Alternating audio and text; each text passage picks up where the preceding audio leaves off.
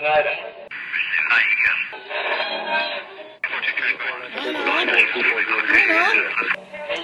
is that you? There, I think I got it.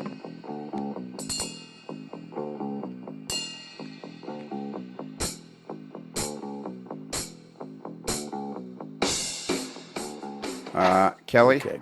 Yes, Lionel. Is this the first podcast since the last podcast? I believe it is. This might be the last podcast ever. I'm so friggin' annoyed before we even get started. Well, I hope not. 'Cause this is. I depend somebody on wants in. Look at that. Somebody wants in right on schedule. We'll give Brad. him a shot. It could be Brad. It could be Brad. We'll give him a shot because he's been trying to get Brad. in, but he has no. He can't hear us. This is great. Oh my God! No, it's not because there's too many podcasts to compete with, and we're like at the bottom. We're at the 32nd in the bottom. We're bottom in the standings. No, we are barely we've already been eliminated from the playoffs. Everybody turn their cameras off. I apologize to everybody out there in the AML Nation that has to listen to this. Oh, look at that! Mr. Jingles wants to come in after the show has begun. Oh. Look at that, Mr. Jingles wants in after the show has begun. They have a different. Are they in a different time zone? I don't know. In Texas. Texas time. So who we have here is we have the modeler simply known as Kelly. Hello. We have our buddy Chris Wehman. Good evening. Chris, don't eat my snacks, Wehman. I need a nickname. Snacks. I just gave you one. Don't eat my snacks, Wehman. No snacks. Mr. No Snacks.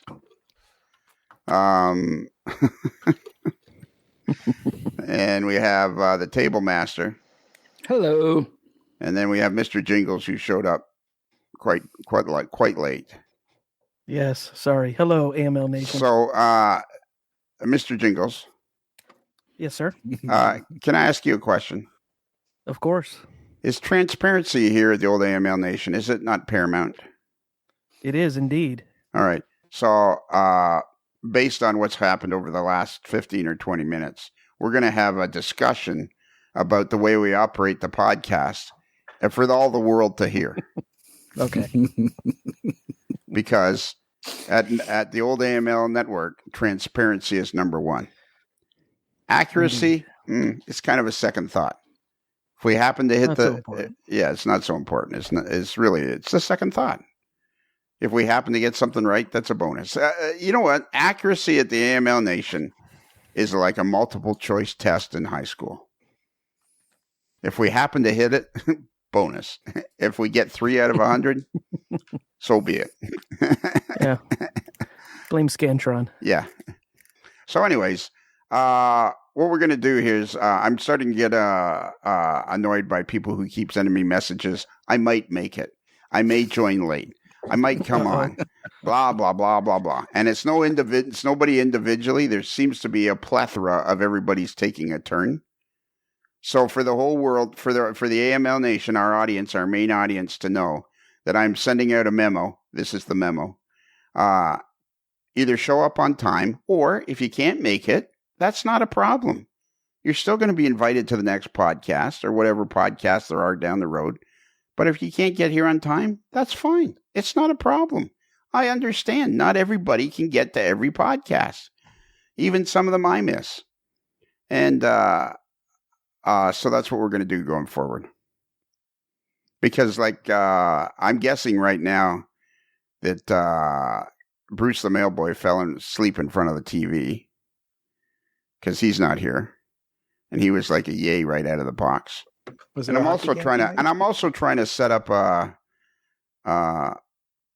podcast with our esteemed NMRA president, Gordy Robinson, on March the 31st. But I'm already getting messages. Well, it depends on what my wife has planned for Easter Sunday. Well, then let's just do it on another day. Let's do it on a day where I can either get a yay or a nay. Say something, Brad. He's shaking his head. He's shaking his head. Yep. He needs to get he's left again. There he needs to get an Apple product. Yeah. Well, when he hears this podcast, When he hears this podcast, he'll know how many times he annoyed me by trying to get into the studio. So there's 5 of us. We got Kelly, the modeler, simply known as Kelly, who is almost always here. We have the table master, Scott Lister, whose dream in life is to build everybody that he knows a contest-winning structure. Yep. It's kind of good that we didn't pull off that contest we were going to do in Springfield where you were going to build a model for somebody. I know. That would be. Yeah. No, that would have been fun. But you wouldn't have got it done. Yeah, it'd be 2 years before you get to. No, you guys don't give me any credit. I've had a lot going in the last month, so. And what? And nobody else has busy lives? Yeah. Well, I'm at. Well, what? Okay. Whatever. Golly gee. Yeah. Goodness gracious. Yeah. I'm busy. I'm busier than anybody else. I'm more important. No, I've never said that. No. Well, that's such a you're busy, but nobody else is. No. Boy, you know what I heard? You know what I heard a comic say once? Don't ever do a show unless you're in a bad mood. Because everybody's funny. Everybody's funnier in a bad mood. That tracks. And finally, we have. Did I introduce Mr. Jingles? No.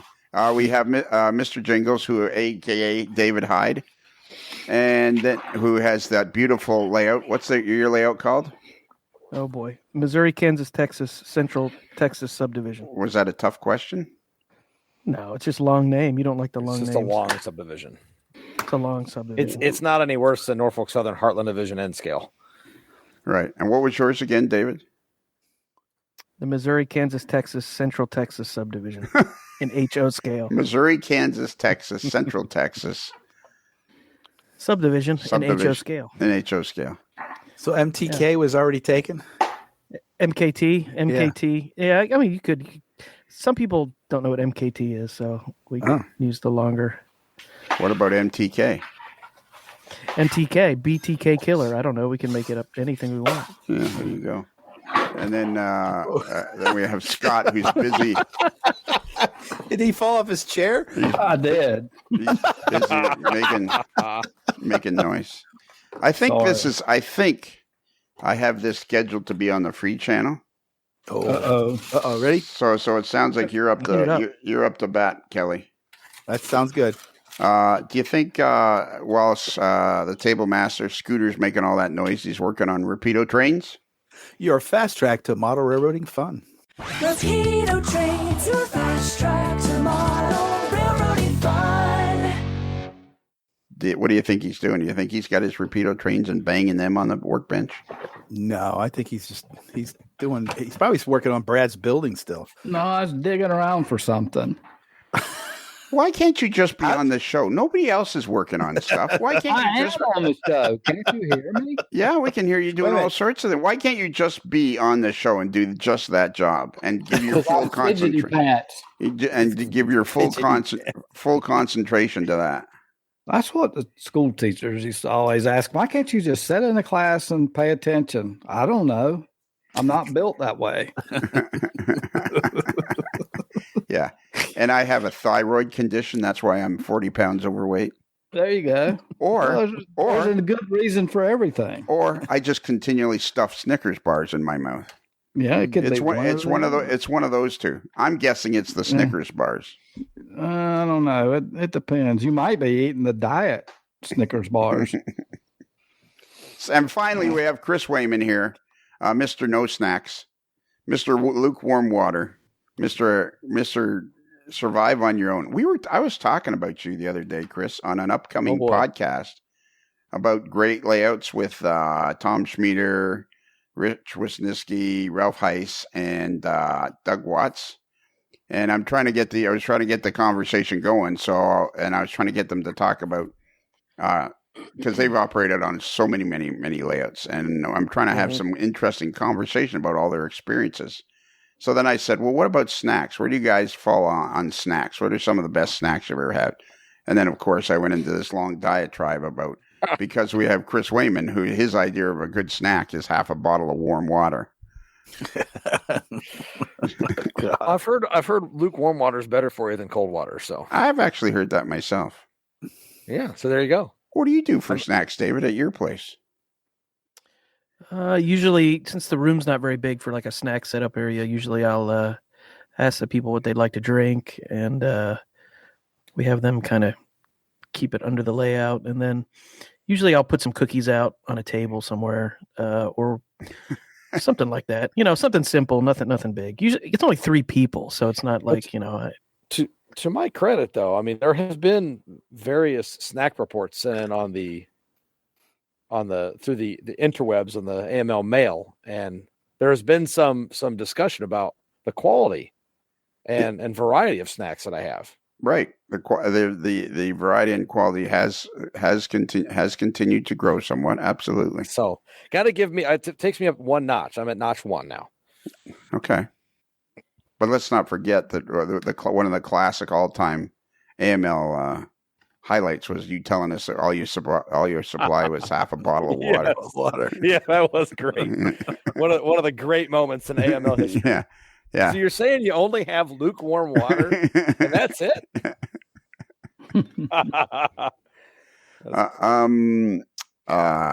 So yes. So anyways, well, the reason we're here, I love doing these podcasts. I don't know why, but I just enjoy the conversation with people. And because I'm looking at the counter and we're already like 13 minutes into this podcast. And we basically discussed nothing. But there's lots to discuss.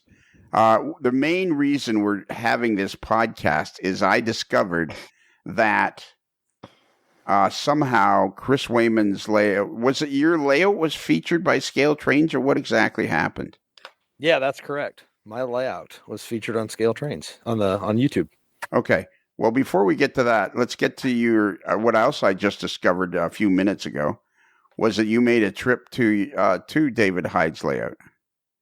That I did. Yeah. So You did, yep.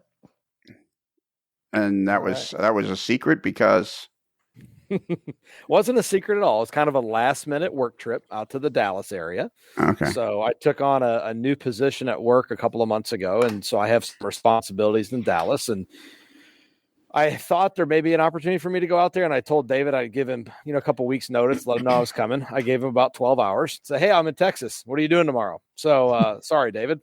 I promise next time I come, I will make sure I give you plenty of notice. It worked out well. It was fine. Yeah, I sent him a note, and it happened to be right before they were going to be hanging out at the Model Railroad Club anyway. So we met for dinner. What was the name of that place? It's really good.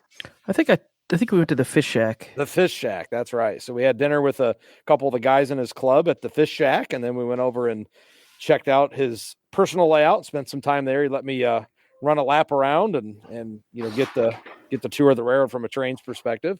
And then we went over to the club layout and hung out. And actually on Tuesday nights, they do kind of operating session night. So we grabbed a local and spent about 45 minutes switching some industries at the club. Yeah, I think it was like, yeah. So are you now an executive pinhead? Would that be me? Oh, I already have been. Or you already have been? You're just moving your way up the ladder or something? Yeah, moving my way up No, I am not. No, I'm just kidding. No, I'm not an executive pinhead. So just a different job. A different as in better? Same company. Well, there's been some changes there. I'd say it's good for me. So I'll just put it that way. But everything's good, but there had been some changes organizationally, and I found myself in a position to move into something else. Did you like that very corporate response that I had? Yeah, exactly. That was a very corporate pinhead response. Yeah, I've been practicing. There you go. So, no, I'd call it just like a lateral, just into another department. Okay. An opportunity that popped up, and I took it. Did they ask you to go tell you that you're going to be playing defense for the Hershey Bears?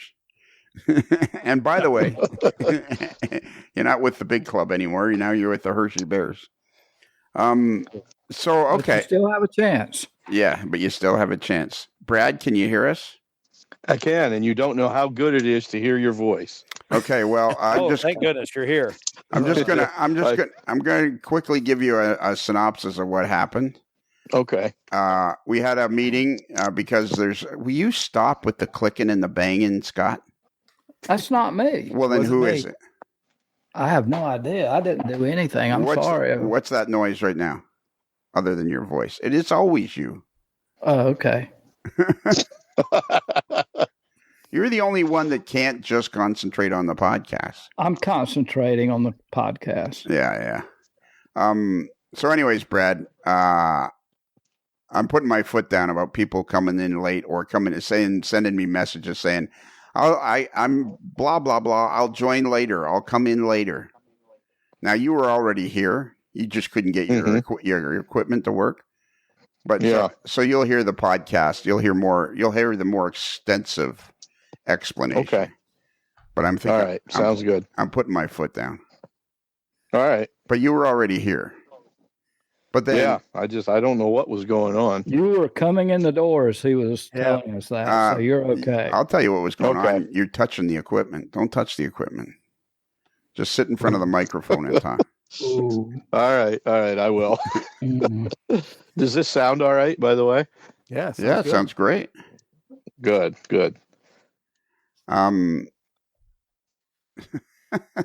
Sorry I was late to your Not a podcast, problem. I Chris. just got a text message from a corporate pinhead. Oh, no. Another one, huh? Good. Brad, you were early. You were here. Yeah, he was banging here on in the plenty of Yeah. time. He was window. He was here. banging on the window. He was banging on the Yeah, window. he just You couldn't get hear him anything and- work. He was just Well, he had touched the buttons previously, and then he was in and out and in and out and in and out.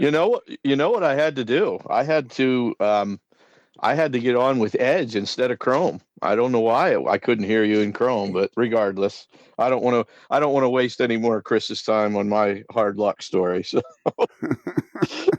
That's quite all right. Well, you know what? Yeah. While you were doing that, did you have any repeato trains Your fast track to model railroading fun. sitting by the workbench? yes, I did. As a matter of fact, Perfect. I always have them here because they're awesome. Kelly, I'm sending you a new headset.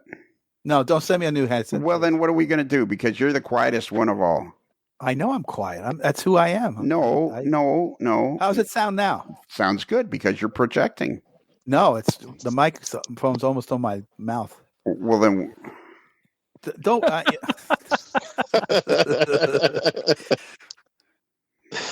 Oh, God. good thing this is on the free channel. I know. You wouldn't want to have to pay for this. That's what I love about Kelly. I can always count on him to take the heat off me when I screw up. Well, let's let the other corporate pinhead in. He'll take the heat off of both of us. Yeah, okay, good idea. We have several corporate pinheads now. That's true. Well, it's, We got Chris. We almost can't get through a show without a corporate pinhead. that's true. We got Chris. We got Kevin Marks, hard part, Mhm. and we got the Queso Cowboy. All three of you guys are corporate pinheads. Yeah. Um, Corporate pinheads. That's great. And Kelly and I are just screw ups. Yeah, that's true. yeah. That's true. Hey, they say if you can't do, teach. and Scooter and I realized at an early young age that we weren't going to we're going to survive taking orders from anybody else. Yeah, really. So we decided to strike out on our own. And I'm not so sure how that's working out. Yeah.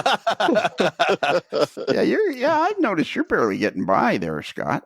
I know. I'm I really concerned. am. You're so I am. you're so hard done by. You have to work on models and do a podcast at the same time. Same I time. know. And none of it's paying good. Yeah. I thought you said your life had been enriched tenfold by being on the AML. It has. Well, then That part it has. It's the other that's part paying. that hasn't. But if you're rich in friends, it doesn't matter how much money you have. Exactly. Isn't Couldn't that? have said it better. Yeah, isn't that right, Brad? Oh, yes, absolutely. Absolutely. And by the way, Brad, I just wanted to reminds me. I just wanted to tell you that I love you, and no matter where you are on your journey, whether you're a beginner model railroader or you're an advanced master model railroader, we love you, and we want you to be part of your journey. We want to be part of your journey. Thank you again. I tear up every time you tell me that. Thank you so much. And that's means why he that- tells you. Yep. Okay, so all right, Chris and Mr. Jingles, Chris and David, I want the two of you to draw us a word picture of this exciting visit, because Chris Wehman was one time was just miles away from where I live in Florida, very similar to the scooter. And he also refused to visit me, which actually I guess I should be starting to catch on by now, shouldn't I?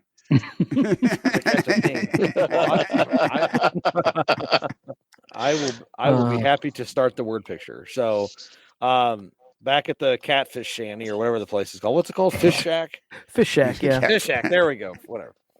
My neighbor owns that place. That I didn't know about. But that's very cool. But we still paid for dinner. Yeah. True. That's why he has a nice house. Oh, wow. He does give me free beer when he sees me. But There you go. There you go. I'm kidding. It's a good reason why he has a nice house. Well, the good news is work travels that I still didn't pay for mine. So anyway, but no, so we hung out there with a couple with David, with your son. He came with us. Yeah, Adam came along. That's right. Yep. Yep. And then a couple other guys. You have to forgive me. I think. Yeah, I think. Oh, what was that? What was that? Wow. He was fell on the floor. He had to. That stool rolled out from under him. Oh, that's not me. It's not me. That was not me. I dropped something. It was something else.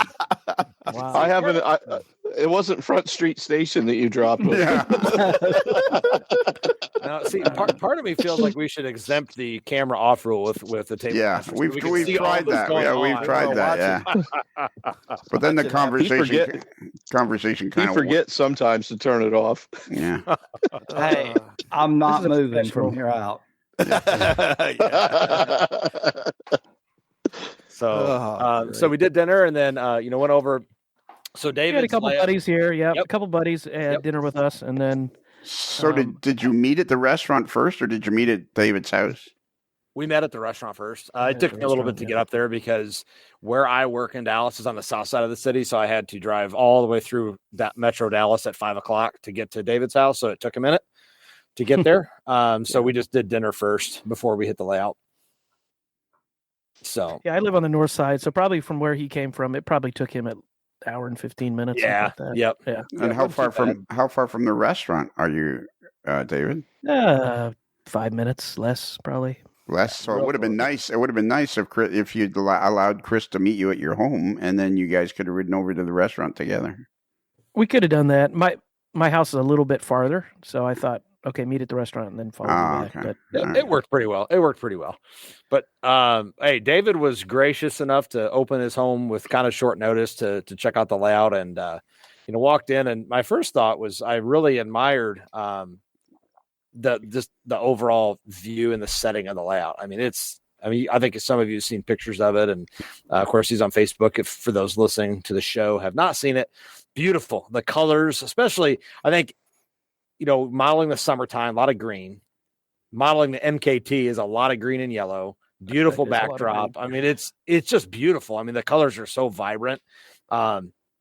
It was fun to go there in the winter because it made me feel like I walked into a summer afternoon, in the plains. It's Texas, obviously, but it could just as well be, Missouri or, Kansas or somewhere in that kind of the Great Plains area. It's what it reminded me of. And it was just really cool to kind of see everything that David had laid out.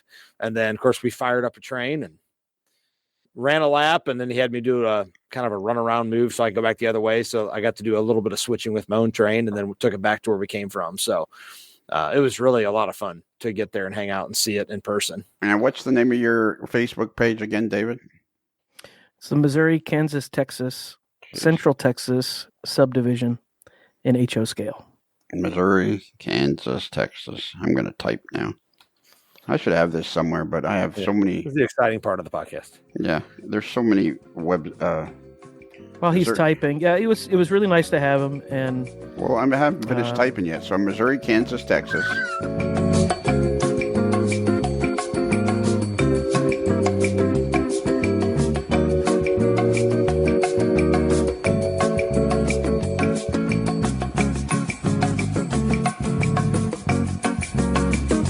Central Texas. Central Texas. Why do we? Oh, because that's the subdivision of the railroad. It's a smaller subdivision of a subdivision. Okay. Let me ask you a question, David. Yes, sir. If you had David Hyde's MKT as your Facebook page, Yeah. do you think anybody would really care that it was the Central Texas Division until they actually got onto your Facebook page? Like David Hyde's MKT, that would be so easy for people. It would. I mean, I could change it. I'm not married to the name of the layout. I just that's kind of what everybody does, right? They have like a name for their layout. Like it's got to be sort of prototypical. Well, yeah, everybody that wants to annoy people that want to try to get to their pages. 1, 2, 3, 4, 5, 6, 7, 8, 9, 10 words in your title. Holy mackerel. That's a lot. It's a lot. I freely admit that. It's a lot. And it's only 252 members. Why not make it public? Let people join. Let people find it and join. Well, I think I've, out of everybody that's asked to join, first of all, I usually clear them very quickly, but anybody that asked to, I think I've only not allowed like 2 people in. So, and sometimes I get bots in there and they'll post like T-shirts or something. So then I got to find them and get rid of them. But so what I did, I used to. I hate to bring this up because it's a bit of a sour subject with some people on this podcast, but I had a Facebook group as well. I still do. I'm trying to get rid of it. I can't get rid of it. But I switched over to a Facebook page, so it's like a blog, so nobody else can post on it. They can comment, but it's just me sharing it. And for whatever reason, it's gotten a lot more visibility. I mean, I think I had 250 or 300 members of my group. And just because I have my page up, because it usually comes up in conversation, I've got 2,700 followers on my page. Exactly. 2,600 likes, 2,700 followers versus 300 in the group. I don't know why. I mean, it seemed like as I was looking at other people's pages, there's a lot more traffic on them, as far as members, people following it, liking it. Maybe it's just easier. It's just easier to hit a like button than it is to join it. So just something to point out. I mean, do it any way you want, but I mean, it just gives you a lot more visibility. Like I don't make money off or anything, but it's fun to put it out there and people get to see what's exactly. People get to see what you're doing. Brad, I need your assistance. Okay, I'm ready. All right. I think you're the ideal guy to help me with this. All right. I want to know if what I'm about to say sounds like an insult or just an observation. Okay. Listening to David and Chris and talk about their Facebook pages, I find it hard to believe that one is a corporate pinhead, a high-level corporate pinhead, and the other is a world-renowned French horn player. Does that sound rude? No, I think you're offering constructive criticism from your vast years of experience.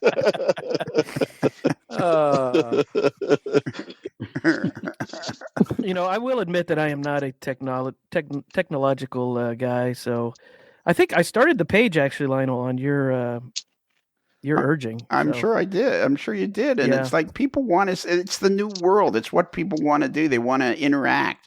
I know a couple of guys. These guys are a real brain trust.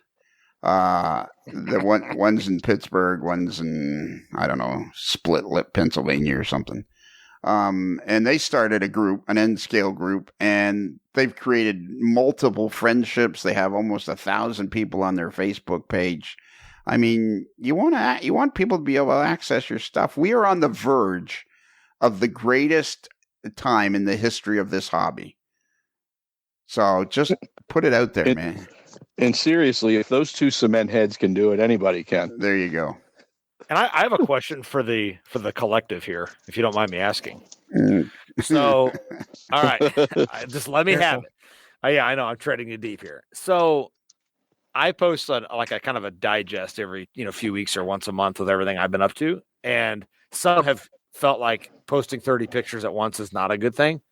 So I was wondering if you would like me posting more often with like 1 picture or just 2 pictures versus like, here's an update for the last month. Just looking for a survey, because I will take this feedback and update it according to my less pictures more often.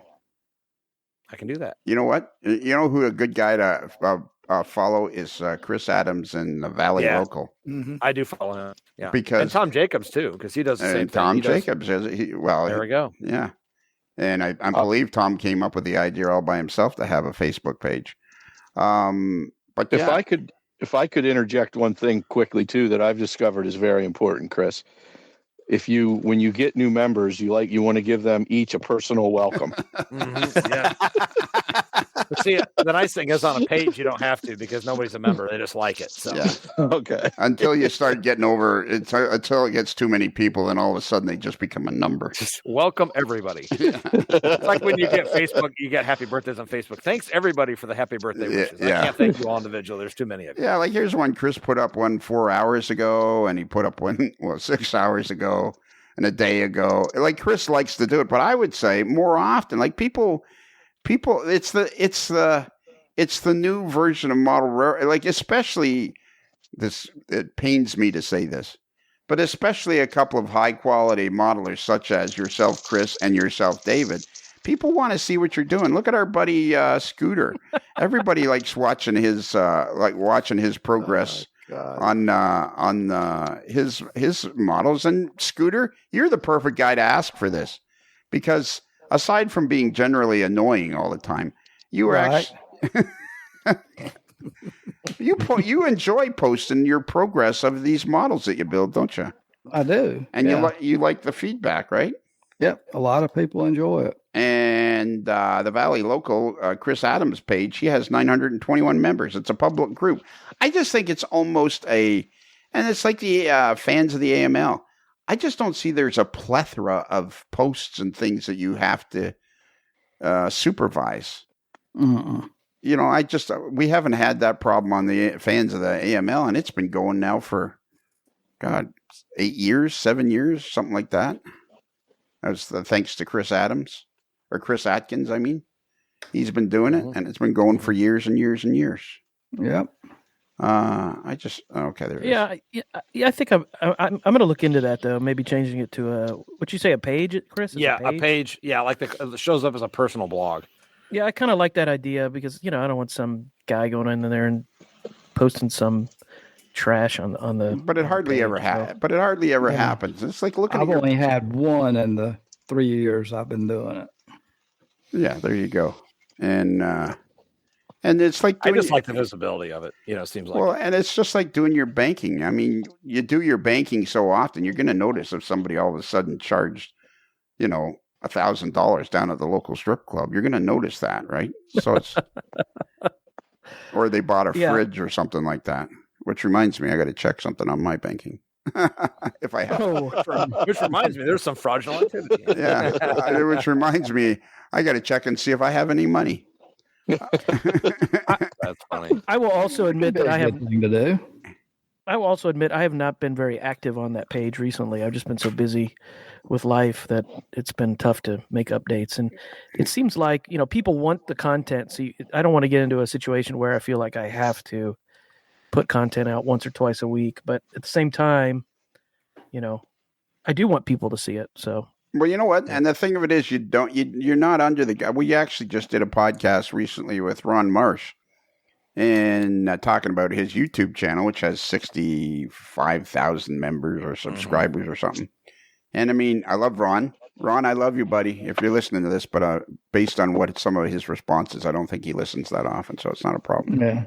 It did sound that way, didn't it? It did sound that way. But anyways, he has no real regularity to posting his videos. Sometimes he'll go 6 months without posting a video.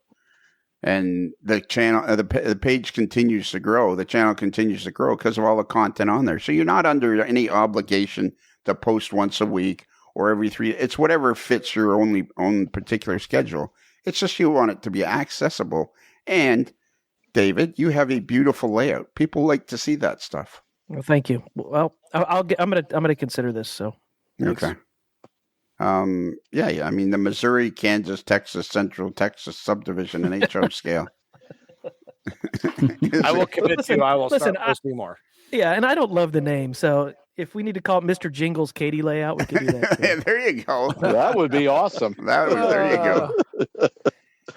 Okay, yeah. So as you got to it, Chris, because I'm interested. I kind of have the impression from everything I've seen, and maybe there's a slight chance we might see it this fall. Isn't that right, Scooter? Yeah, that is right. We're working hard on that. Yeah. All right. There's I have the feeling that once the walking into it for the first time it was probably a little bit overwhelming because it's such a well done layout. Is that It is a well done layout.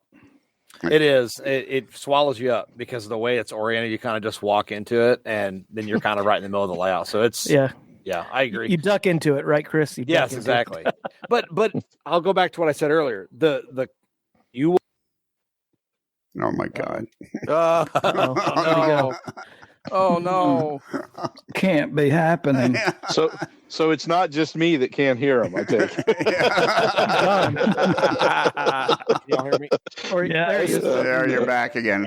I hit. Can you hear me? Okay. Yeah. I hit the mute button on accident. Sorry. There you go. Yeah. My Another, leg hit it. another fidgeter.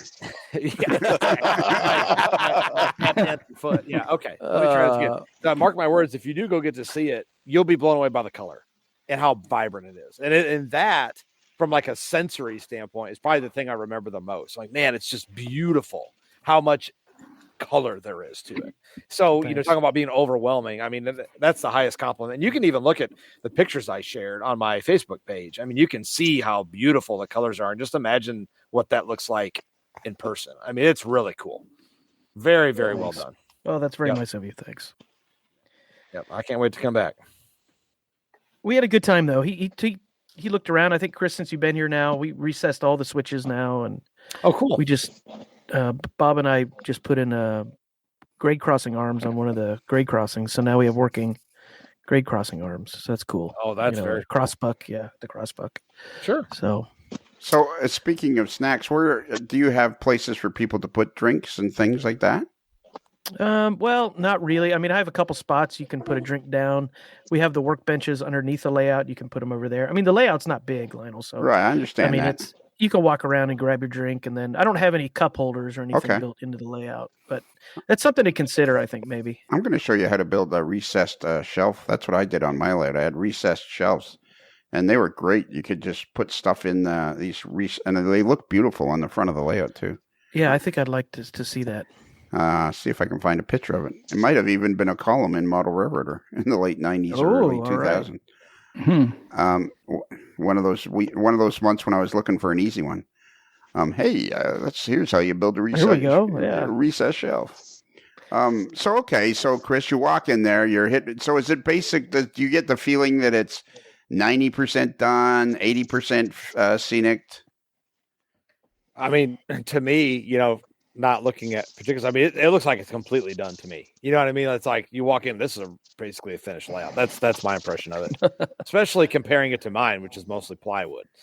Like, wow, scenery, Yeah, So- right. And is it like a really good hobby shop where you feel like you walk out and you missed something and you got to go back? Oh yeah. I definitely want to go back. Speaking of which, David, I need to send you a message. Absolutely. Yeah. Next time you're coming, if you give me a little bit of notice, Chris, I'll set up an op session. We can do an op session. I will certainly do that. I promise. Did you just send him a message? No, I said I need to Oh, okay. regarding my next trip. Yep. Oh, okay. Which will be coming up here, in probably 6 weeks or so. So Oh, okay. So you Yeah, guys, so- you guys can regularly get together then. Yep. Won't that be lovely? I would be curious though. Maybe Table Master could chime in as Chris, you two. I mean, do you feel like the layout is super cramped, or do you feel like you can No, easily it is navigate it? not. I mean, No, it was perfect. I'm always worried about when people come over. Do they feel like they can't move around, or No. I think you have to, and in my layout and any layout is this situation. You have to be respective of the size of the room and as far as how many people you have over. So if you don't have too many people, then it's not cramped. You know what I mean? If there's 20 people and they're trying to run trains, Oh, yeah, I've had op sessions here where I was like, there's too many people here. You know what I mean? There's just the layout's just overrun with people. And, I just had an op session this past weekend and it was perfect. It was easy. Everybody kept moving. I mean, it's like as soon as somebody was on the train, if they wanted to go back out, they were assigned another one and they went flying out of the yard. There was no waiting around where if you have too many people, they're kind of waiting, or the railroad gets bogged down, just like the prototype. There's a bunch of trains out there. You sit longer, so when you have a few less operators, things move a little bit faster. See, I don't hosting. I don't mind Hosting. Go ahead, Lionel. No.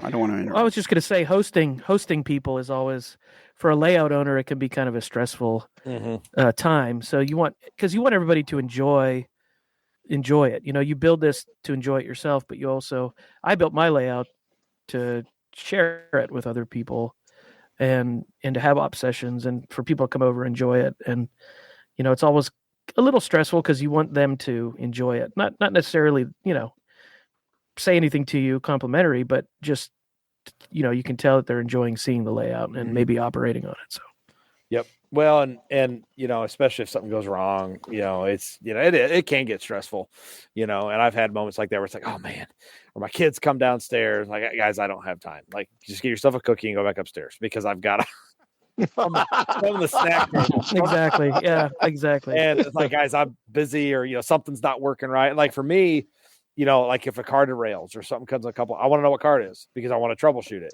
I want to make note of that. If it does it again, we pull it off because that's how you're constantly trying to make the layout better. But I need to know, hey, we just derailed. Okay, what car? Because I want to troubleshoot as I go so that I know what I need to fix. Or I'll pull the car off and adjust it so it's not. I don't want to have trains derail all the time because that's annoying and nobody wants to run trains that derail all the time. So, or you don't, right? You don't. I prefer. I prefer not to. Yeah, you like to. And you said you like sitting around. I don't understand why everybody feels like people have got to be constantly. This is a bugaboo of mine that I was nitpicking about Uncle Dave's layout, the Onondaga cutoff. It's like I'd like to hit a few red signals once in a while. I think it's more realistic. It's more like, okay, so I'm sitting on a siding, so long as the guy's got a chair or a stool. Yeah, big deal. And I've got 3 places to sit, 3 different areas in the basement to sit around the layout. And you won't, like, if we have a crew of 5 or 6 or 7 guys, like, you're not going to make it around the layout without meeting a train at least once, if not 2 or 3 times, because it's a single track railroad and there's just a lot of traffic out there. I did forget about one of my friends once. He didn't even tell me. He sat over there for almost an hour and I forgot all about him. He just sitting there playing on his phone. I was like, Alex, I forgot about you. And he sat there for an hour just playing on his phone. One of these kids. I'm like, hey, you just got to tell me you're still sitting here. I forgot you were sitting there. So he didn't remind me that he was waiting. So were you dispatching? I dispatch a lot of the time, but about half the time I do. Okay. Yeah. And why wouldn't you know that he was sitting there? Because I was distracted by how do you keep track of where the trains are? I have a dispatch board because I don't have signals. So I use basically an Excel spreadsheet that I created, and I just update the cells. Like I have a schematic of the track with the yards on both ends, and you can kind of see how things move. And I just update the cells, kind of like you would like with the track authority or track warrant. You just kind of move the train along. And there's quite a few trains that have to run around themselves to change directions down at my big yard. I got like a branch line, and they have to come in and run around the train. And he sat there, and I just was blowing trains right by him, and I just forgot he was there.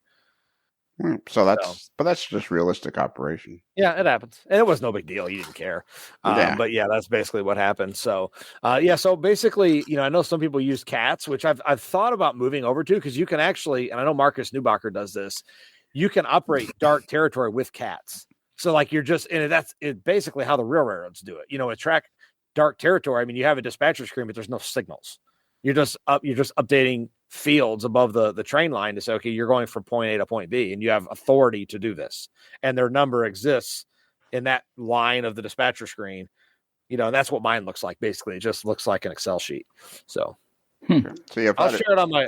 Go ahead. If that had been me sitting there after 10 or 15 minutes, I would have been sending smart ass remarks on the radio. Yeah. Oh, I'm sure. Yeah, we could have. Right? Like you're not going to just sit there.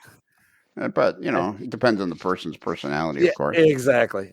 You have to get into a little mischief if you're sitting there for more than 15 minutes, right? Exactly. Hey, I'll for those listening, or for those of us playing along at home, I'll share a snapshot on my dispatcher screen on my Facebook page. So there you go.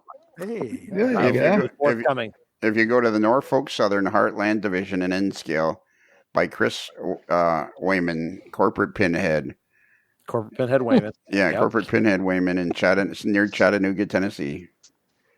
I can't believe you don't post more stuff about when you're out rail fanning. Oh, hey, check my Facebook page. Maybe there's an update. 13 minutes ago. I only have to tell you that like every second. I got to get you on the show like at least once a month so that I can remind you to to remind post. me. Yeah. Yeah, here's a picture of you at George Sebastian Coleman's layout. There you go. Yeah. Anyways, so how many people do you feel, Chris, that now Bruce wants, now the mailboy wants in, and Oh, here he is. Oh, this is the last time I'm Yep. doing this. Yep. And then from this point forward, it's either you're here or you're not. Oh, you're not. That's right. This- Oh, there he is. This is the last time I'm doing this, Bruce. We had a big transparency meeting at the start of this podcast. And from There's this only point 3 of us forward, here. I'm going with either you're here or you're not. And we can't hear you anyway, so it doesn't matter. Okay. There you go. Gotcha. So, Chris, would you say, like, what do you feel like would be a good number of people at David's? Because David's is always like, oh, well, I just built it in a phone booth and we can only get 2 people in here. I mean, like he said, like three guys, 3, 4. I think Okay. would probably be good for the size. And then everybody, has a job to do and not just standing around getting in the way. Well, it seems like there's so much railroading going on, though, on his layout. Like, it's only 3 or 4 people could easily fit in that area. I was thinking more, but wow, I guess I'm way off. It just depends on how cramped you want it. Like if you want it to become like really have everybody spaced out, I think that would be a good size, 3 or 4.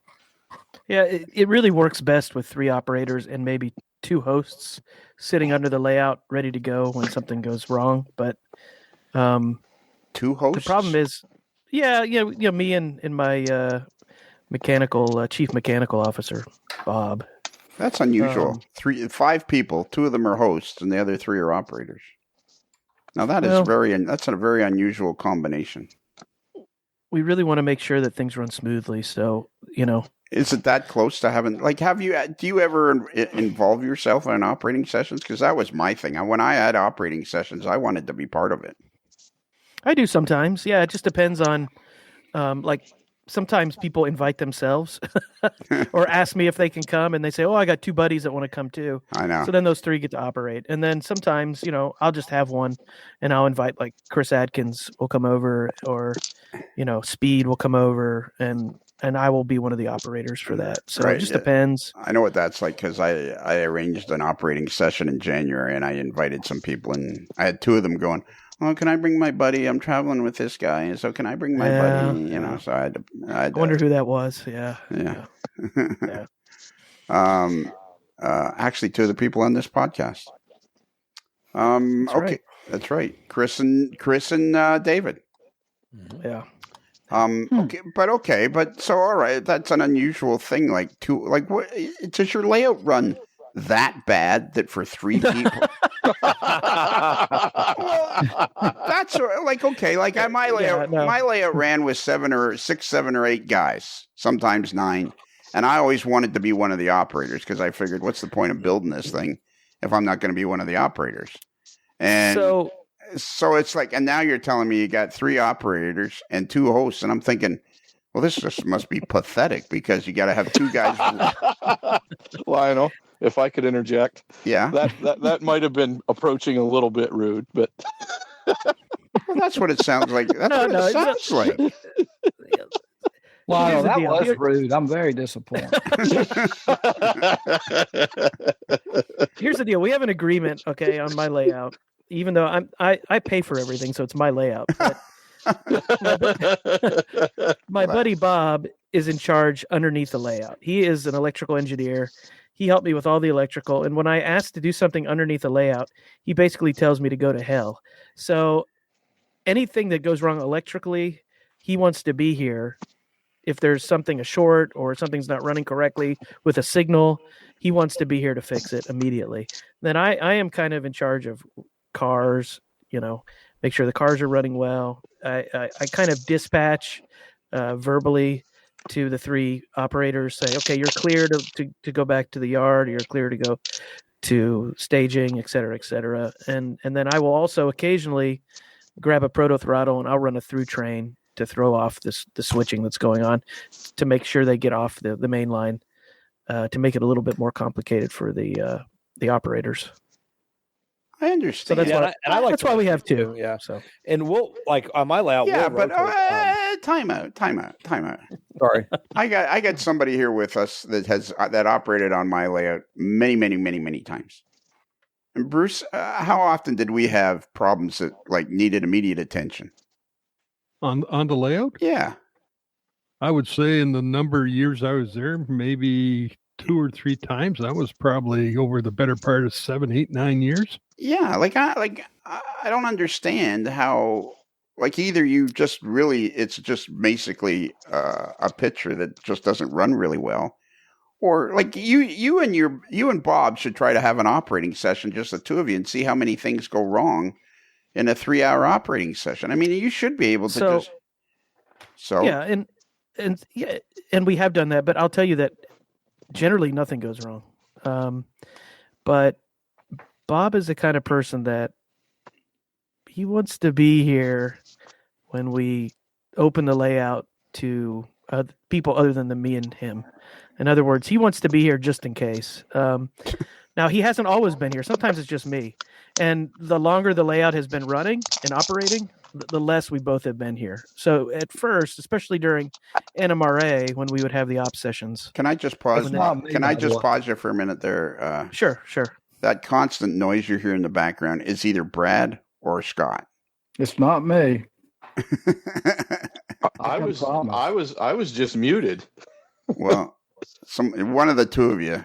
Anyways, so okay, during the NMRA, he wants to be there. You have this this man in your house that refuses to leave or has to be there when you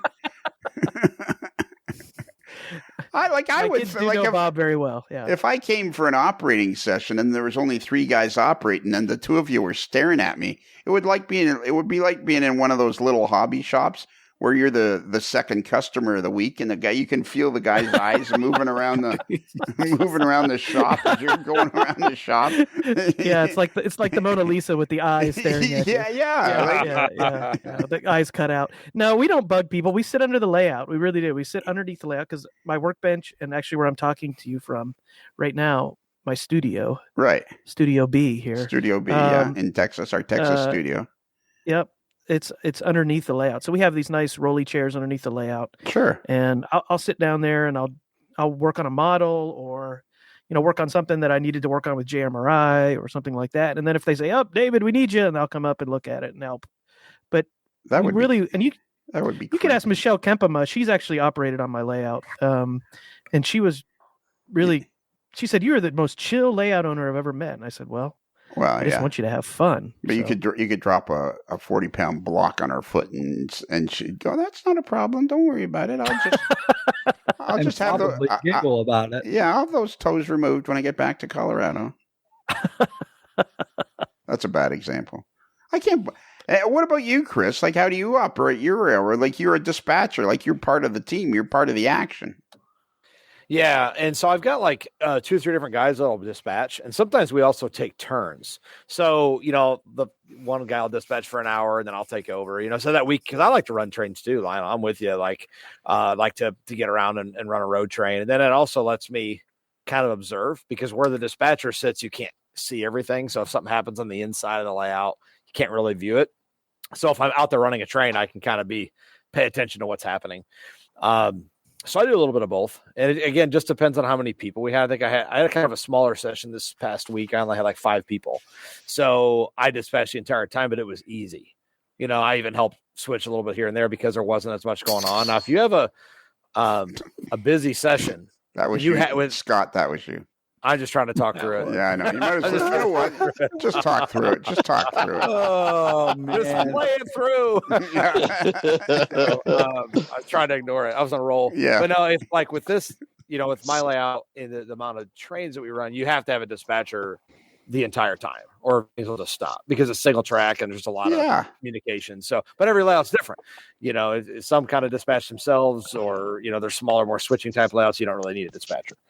Well, and the beauty part of it, like, I know I'm opinionated. Like, nobody can deny the fact that I'm opinionated. But I have lately, I think to myself, well, number one, I'm opinionated because I had cancer. And it's like, if you don't, it's like, why not tell? And the other thing is I'm getting older And it's like, well, now's the time. Now I understand why there's grumpy old men, because if I'm not going to say it now, when am I ever going to say it? Leave you leave you a note after I kick the bucket. By the way, your layout sucked. I mean, Yeah. Not that I've ever been to any that did. You are grumpy. Oh, and you're noisy, and you're noisy. And I'm very sorry. I hit my head while ago. That was horrible. Well, I'm because you're reaching because you put your equipment, your recording, your podcast equipment. Podcast. Easy for you to say. I can't. Wow. I cannot believe. Honest to God, other podcasters must listen to this going, we're going to get out there, listeners. Nobody's going to keep listening to this. Yeah, hands down, we're winning. Yeah. Yeah.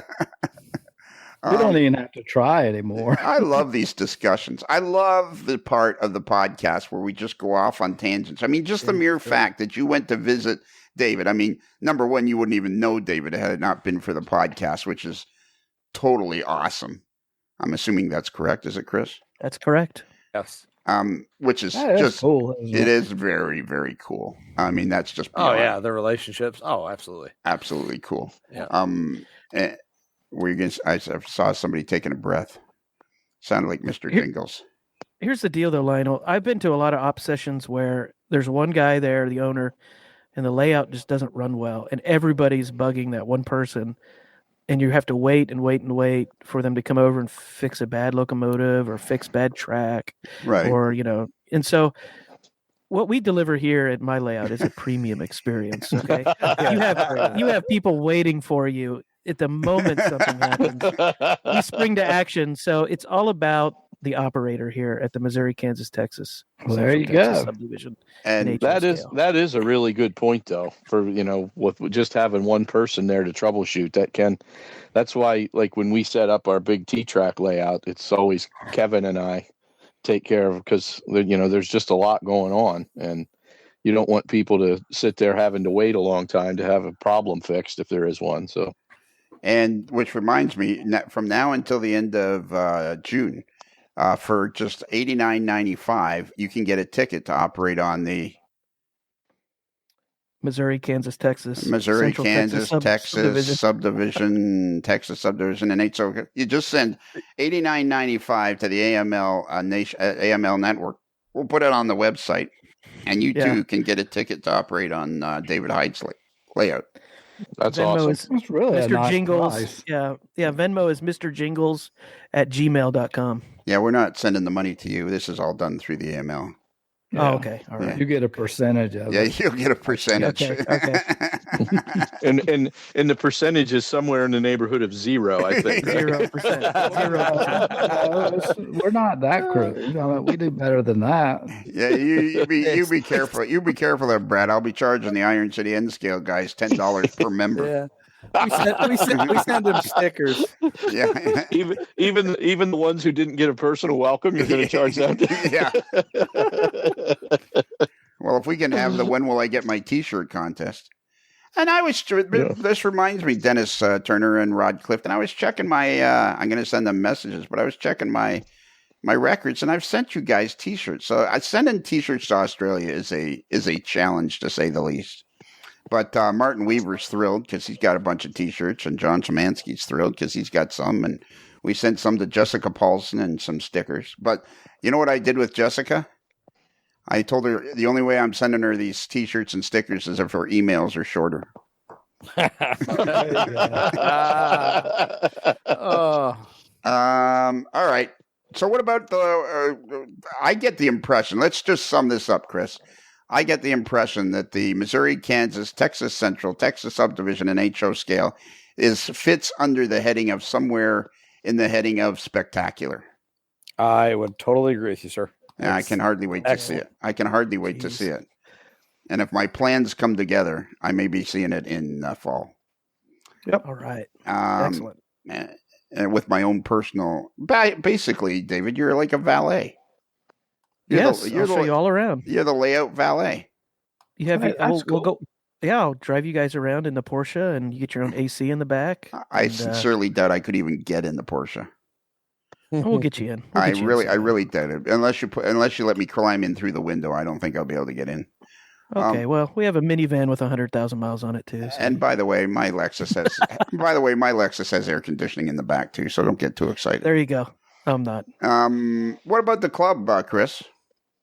So we went over to after we hung out at David's for a while. We went over to the David. You'll have to remind me the name of the club. I'm sorry, North Texas. It's the Texas Northern Model Railroad Club.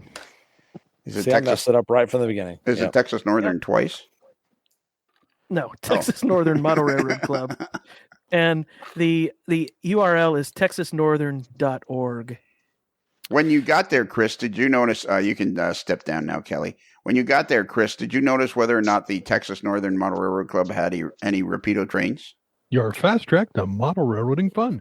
If it's N, if it's H-O, the fast track is Rapido.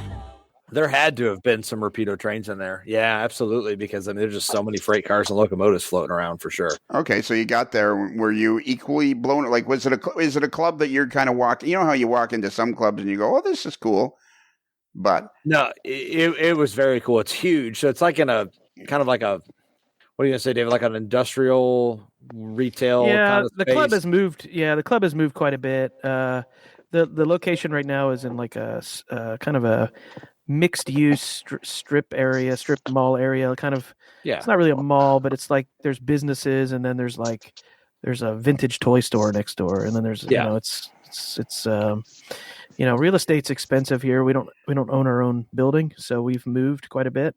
The last home before this one was in a mall in Plano, Texas, but the mall closed, so we had to move. So is the mall that you're in now, is it kind of like, is it seeing its last days of life too, or is it a fairly robust one? This is more of just like a industrial. Okay. Yeah. Kind of like I said, mixed strip use. Center. Yeah. Mixed right. use. Yeah. Okay. Yeah. Yeah. So it was a big area. No, it's outdoor, and you can park right out front. And so yeah, you walk in. It's an awesome space for a railroad. It's got I'm looking at my pictures now. Really high ceilings, really good lighting. So it's really spacious. It's not dingy or anything like that. Scenic, pretty much 100%. For the most part. I mean, it looked really nice. And like I said earlier, on Tuesday nights, they do the operating session. So I just happened to be lucky enough to be there on the night where they kind of do their operating sessions. Now, by the time we got there, there was only a few guys still there because it was a little bit later in the evening. But they had a local job that was still hadn't been run. So David and I hooked up. He actually was a couple year engines, wasn't it, David? A couple year Union Pacific engines. So. And we ran them around and switched some industries for, like I said, about 45 minutes. And I mean, I could see how that layout can absorb a lot of people because it's multi-track and there's a lot of trains that work and yards and industries and all kinds of good stuff like that. So, but really well laid out, really a ton of room. There's an N scale layout in the front, like a smaller N scale layout that a few of the guys work on. So you have some N scale interest, but the real draw is the large HO scale layout there. And how many members, David, does it take to have an operating session? Roughly on average. Yeah, roughly. I think minimum would probably be 5, but we usually operate with about between 10 and 25 members at a time. Yeah, so it's a large layout. I've talked to some of the guys, and when they have 18 operators, they have 15 people sitting under the layout waiting to help the operators. Yeah, waiting to help. Yeah. When the layout itself's about, I think, 3,000 square feet. Wow. So it's a big layout, and there's 3 main lines, and then lots of switching. But when we have a lot of members there, then we'll just add yard crews or yard masters. So we'll have like 2 working, the trains coming in and 2 sending trains out to people. So, and then a lot of times we'll ask the trains to have 2 crew members. So you'll have a conductor and an engineer, and we operate with JMRI switchless. So Dave, yeah, and I think 2-man crews there, even if you know your way around, is more beneficial because if you're trying to be realistic and you got sound equipped engines and you want to blow for the grade crossings and you want to throttle up and down realistically, it's hard to do that and watch the paperwork at the same time. Like I would be lost if I was down there. And I've never been there, but I could see why the appeal to have 2-man crews and the switch jobs would be good. And the layout started as a modular group that used to go to shows and stuff and eventually became stationary. But the modules are quite wide. They're at least 24 inches deep at least. I think they're deeper than that, but it makes it really hard to switch the back of the layout without somebody on the other side switching the cars out for you while you're operating. So it helps to have two people on that layout. So it sounds like it's a cool layout, and sounds like, Chris, you had a fun time for your first visit to Texas with David, and it sounds like you guys are going to have the opportunity to do this on a semi-regular basis, which is very cool. And you'll have to make notes and keep us abreast of what's going on, because this is to me, walking away, the coolest part of the AML network is all the friendships that are being made. Walking away is I'm very proud of that, and I feel like I'm the beneficiary of all of this. Okay. Well, that's all the time we have, Chris. I'm sorry. That's it. Yeah, that's it. We're done. All right, we'll talk to you later. Yeah. we need a title for this one. What will the title be? Oh yeah, Chris Wehman hits the big time. So the reason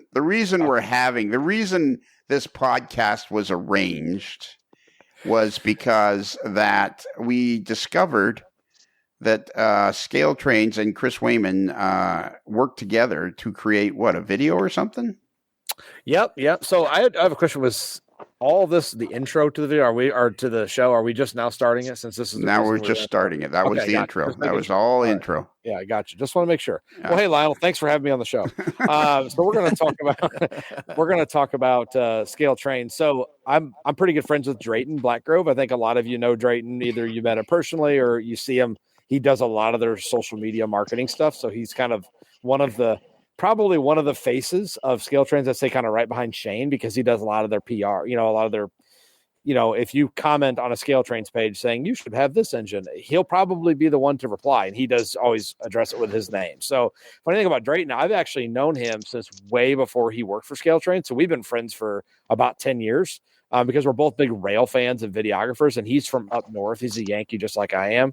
So we knew each other long before Scale Trains existed, long before he worked there, and long before we both moved down to the Chattanooga area. So we've been friends for a long time.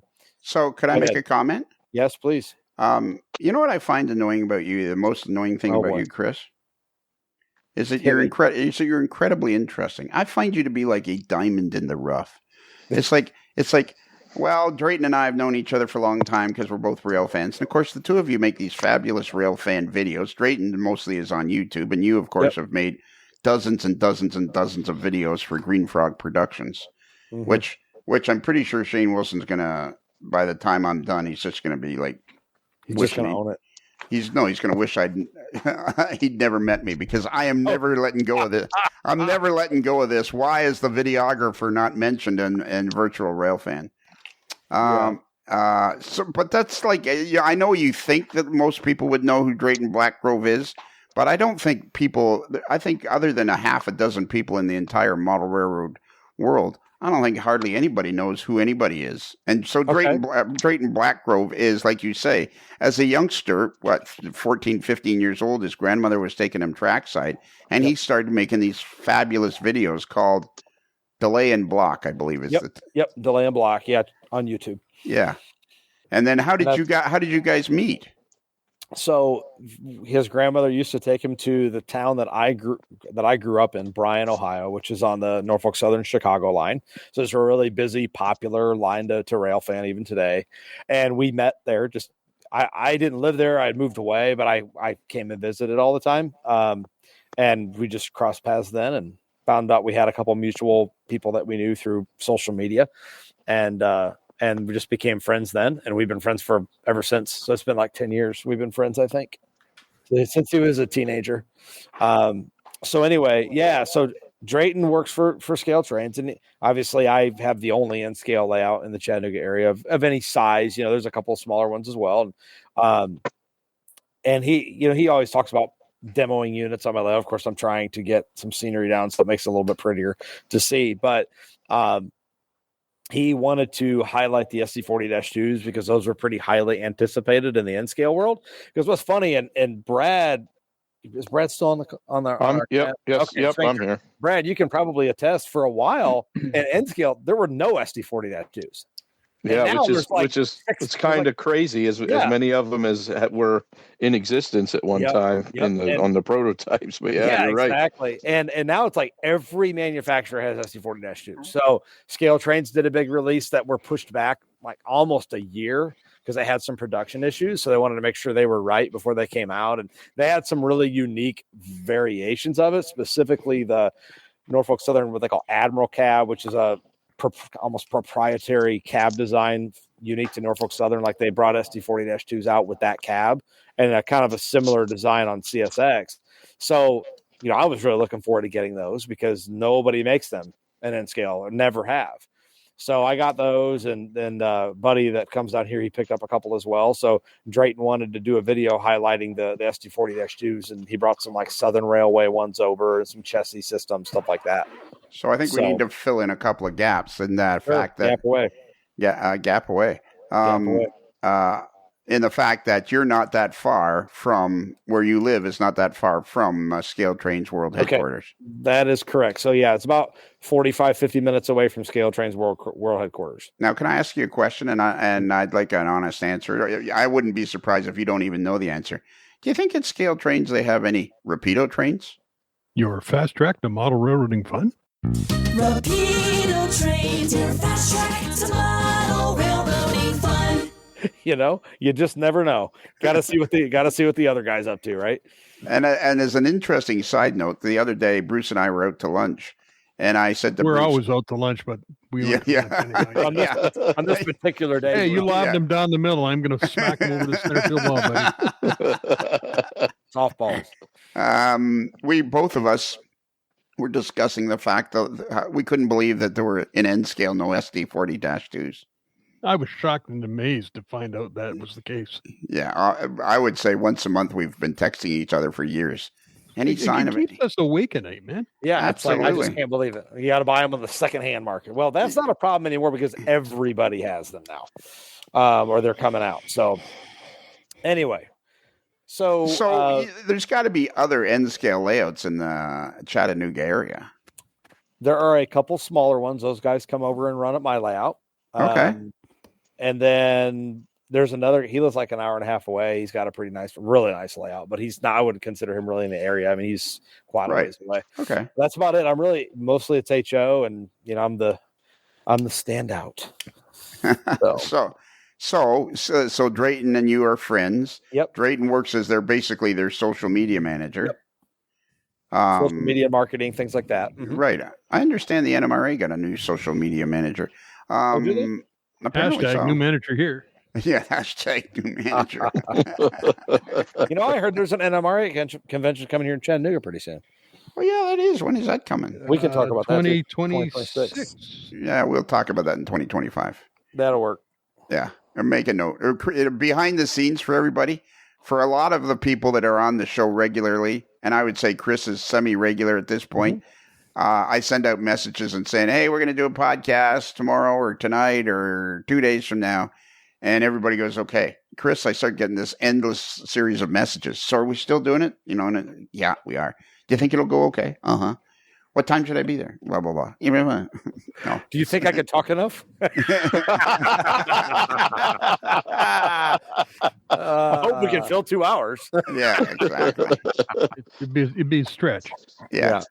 So, okay. So what happens? Drayton calls you up and says, hey, we need to make a video of these SD40-2s.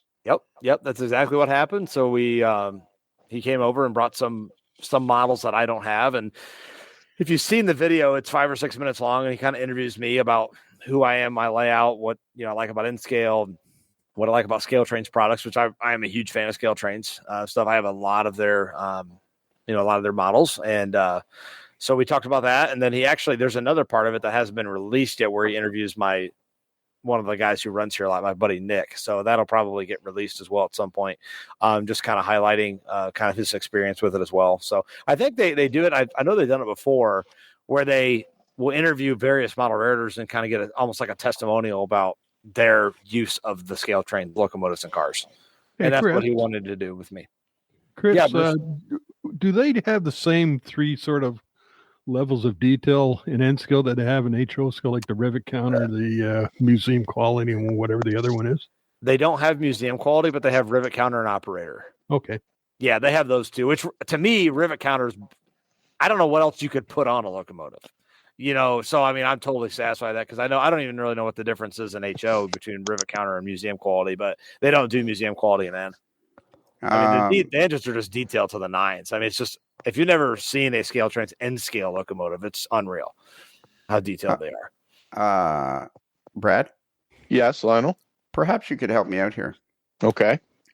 Chris is very, very excited about scale trains. He loves their products. Mm-hmm. He's mentioned that in great detail, which is great. It's we like everybody to say whatever they want on the podcast. We transparency is number one here. Do you think Chris has any ability to permanently record the podcast and keep them on his computer? Oh, that's a good. Yeah, I think you can download them and keep them on your computer. That's good because he should probably record this one as he packs his bag for the Hershey Bears. As he leaves the big club. And Chris, the reason why he asked me to chime in there is because I was told that too. No, pack in your bags. Yeah, he said download this one and listen to the last podcast you were ever on. Hey, I'm not. Hey, no, that's good. I'm glad you're saying. It's fun to pull your leg. We're pulling your leg. I'm used to it by now. I would expect nothing less. But I'm pretty sure as the years go by, I'm going to become more and more annoying for Shane Wilson. I don't know why. I like Shane a lot. Shane's a good guy. He's always treated me well. But somehow I got a feeling he reminds me of like my grade 11 math teacher. I think eventually he's just going to be like, enough with this guy. Mostly right now because I'm going to have my, on his pant leg about this virtual rail thing and giving the videographers credit for what they're doing. That's going to be my. Are you going to make someone else know what it feels like to be pecked to death by a duck? Yeah, I think I pretty much do that all the time, anyways. Okay. You know why I think I'm perplexed these days? This last 4 or 5 weeks. And today was another day where it's just like I'm shaking my head. I am literally shaking my head.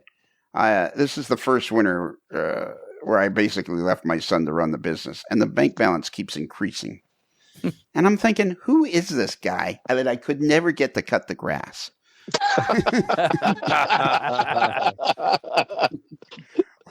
like I was convinced that this is not the direction we were going to go. It's like, so we know what we got to do too is we got to have an interview with Drayton Blackgrove, and Chris, you could be one of the co-hosts. Mm-hmm. You should. He's got absolutely. We should. That would be a great, because the two of you know each other. That would be a great interview. And it's a fantastic idea. It's a fantastic idea. It's a fantastical idea. Okay, so. What day does this happen in the evening? Does he come over on the weekend? Like, is he bring in a box truck full of stuff? Like, well, I told him, so whatever he brought over, he could just leave here. We just make sure it's taken good care of, but he didn't do that. He came over on a Tuesday night. So of course we have to start any good model railroad experience involves some food. So you got to go out to eat and then get some dinner because you can't. Now, can I ask a question here? You have to go out to eat because you have such crappy snacks there.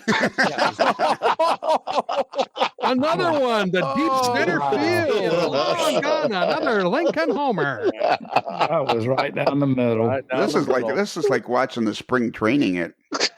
I love the second. The second spring training game I went to this year against Detroit and the Blue Jays, it was actually really interesting. The very first pitcher Detroit had was a brand new greenhorn rookie that had never pitched in the bigs. And he was so nervous. He kept throwing these. He was actually a pretty good pitcher as he got less nervous. But the first 10 pitches were like, buddy, you got to throw them faster than 75 miles an hour. Because they're not going to stop hitting them. So he shows up with a box truck full of stuff, and is it just him? Like, does he have a lot of a recording? Where are we going to see this video, by the way? Because I'm on their Facebook page. I don't see it. Do they have a YouTube channel? I don't know where it's at. I had to find it. I know it's out there because somebody shared it to the Modelers Life Facebook page. That's right. That's right. I forgot to fill you in on what this particular podcast was going to be about. Yeah, you did. It's got to be on there. It's got to be. Somebody find it. Yeah, that's how I saw it, because I saw it on the AML fans page. Yeah.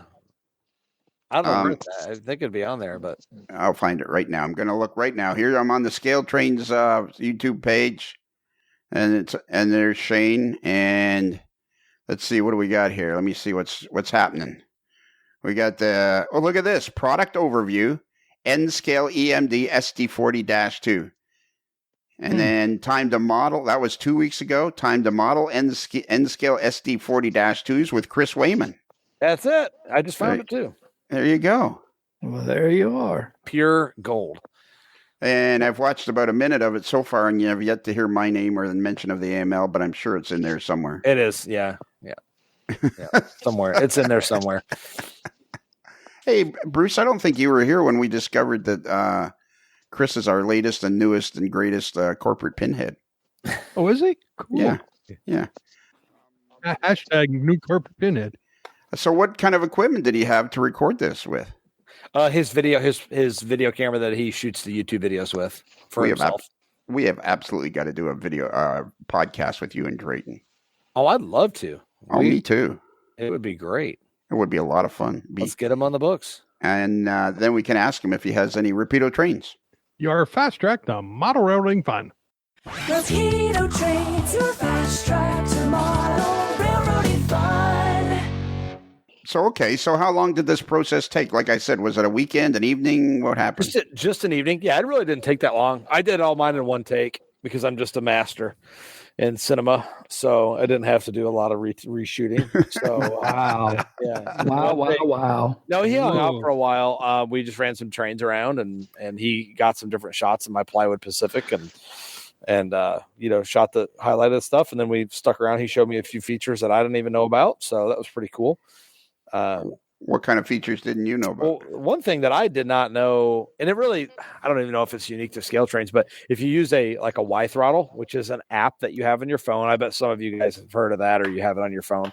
If you have the paid for version of the Y throttle, you can control every engine in a consist independently, like while it's in motion. So like he showed me, like he had 3 of the scale trains SD40-2s all had their sound on, but he could turn the sound off on one of them while it was moving. Or like if you turn the dynamic brakes on using a normal throttle, if you hit the function to turn dynamic brakes on, like if you're going down a hill or whatever, it's only going to be the first engine, the top of the consist, that is going to make that dynamic brake sound.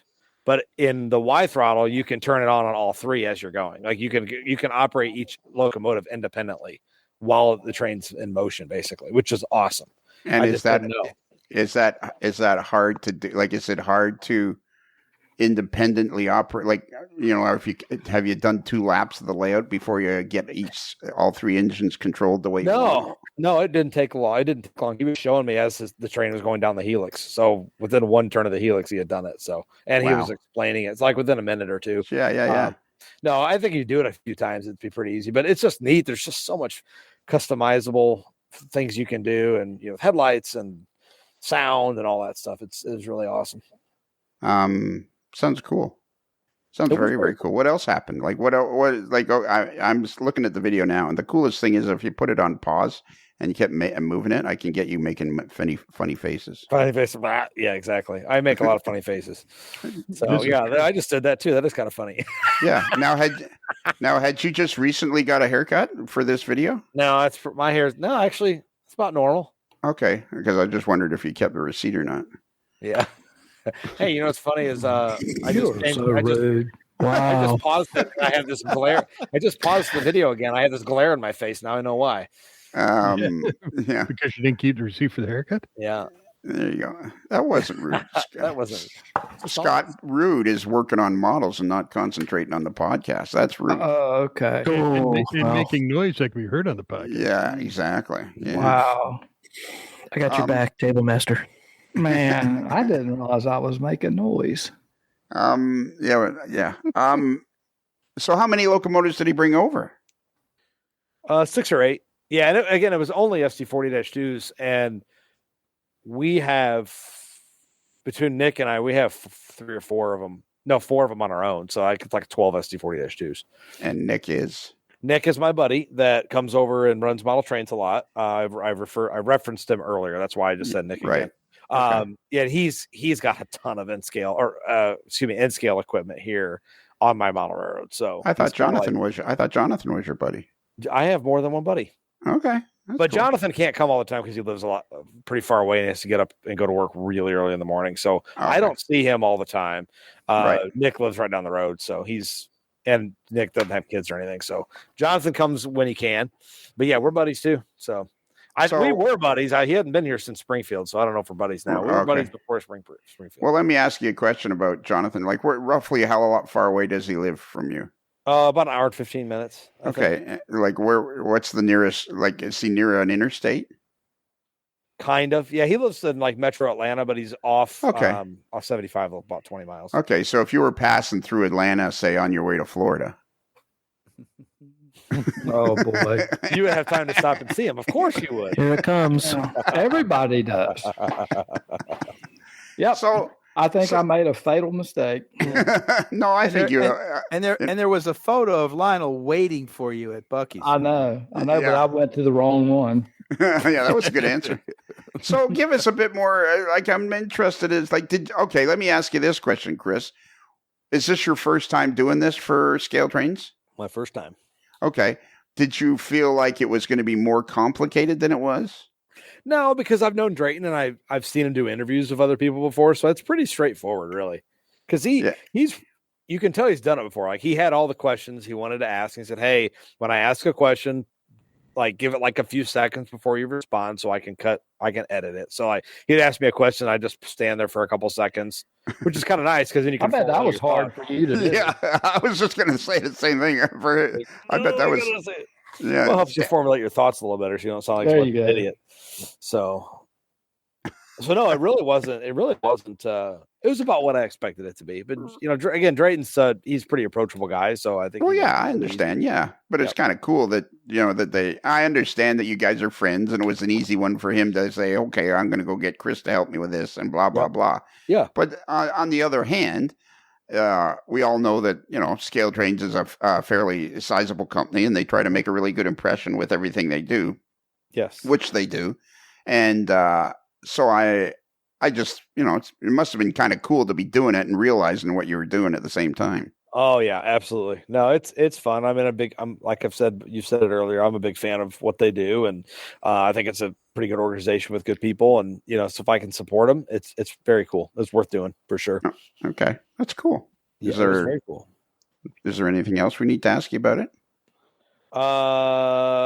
No, I don't. I think that's it. It's pretty cut and dry.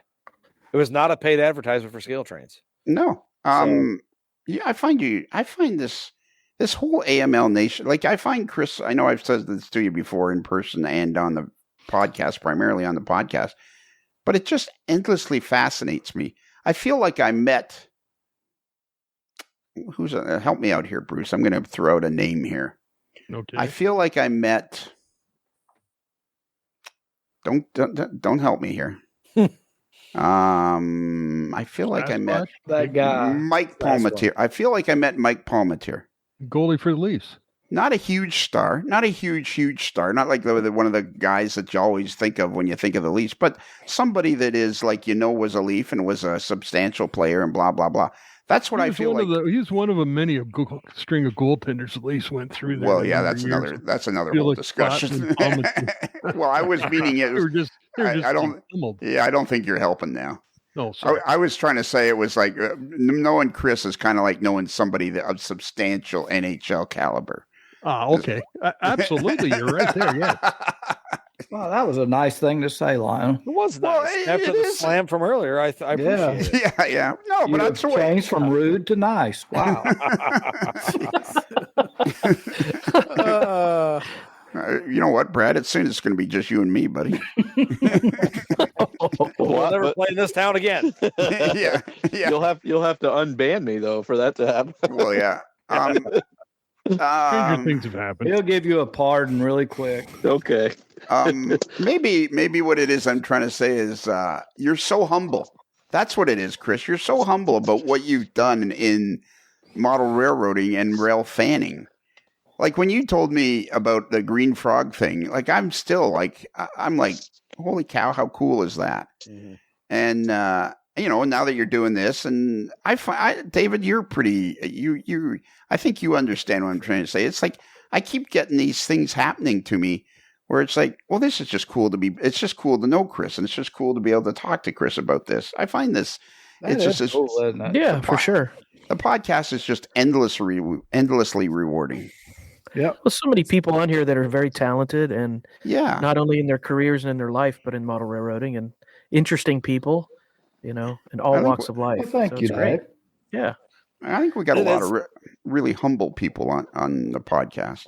But it's neat and we've beat this almost ad nauseum, but I'll say it again anyway.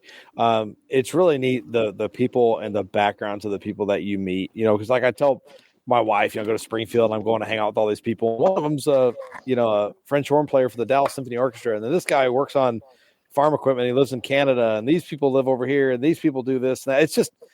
It's such a cool group of people that's so diverse. Yeah. And the skill that we have in the modeling community and out and just in professional, what people do, it's just really neat.